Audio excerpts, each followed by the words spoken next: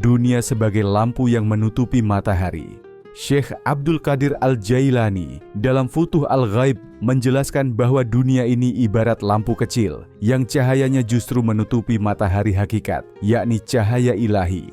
Dunia bersinar, tapi sinarnya bukan untuk memberi petunjuk kepada ruh, melainkan untuk memperdaya mata hati agar tidak melihat nurullah, cahaya Allah. Ketika seseorang terlalu terpaku pada cahaya dunia, ia menjadi buta terhadap cahaya hakikat yang bersumber dari Allah. Maka dunia bukan hanya hijab, tetapi juga fatamorgana yang menipu mata ruhani. Lampu dunia bersinar untuk memikat hawa nafsu. Ia menggoda dengan keindahan materi, kekuasaan, dan kehormatan semu. Namun semua itu hanya bayangan.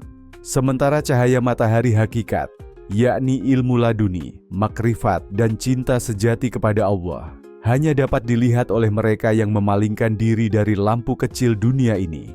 Syekh Abdul Qadir menyatakan bahwa siapa yang ingin menyaksikan matahari kebenaran harus terlebih dahulu memadamkan lampu dunia dari hatinya.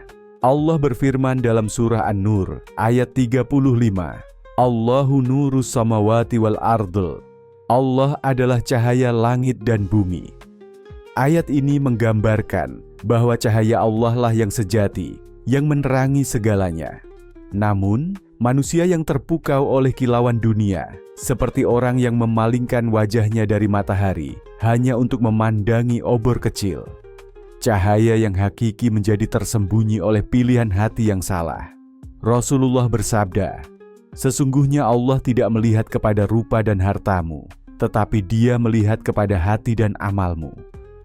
Hadis riwayat Muslim. Hadis ini menegaskan bahwa penilaian Allah bukan pada hal-hal duniawi.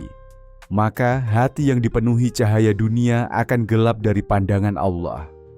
Syekh Abdul Qadir mengajarkan agar para salik memadamkan lampu dunia dari hati mereka, supaya cahaya Allah dapat masuk tanpa sekat.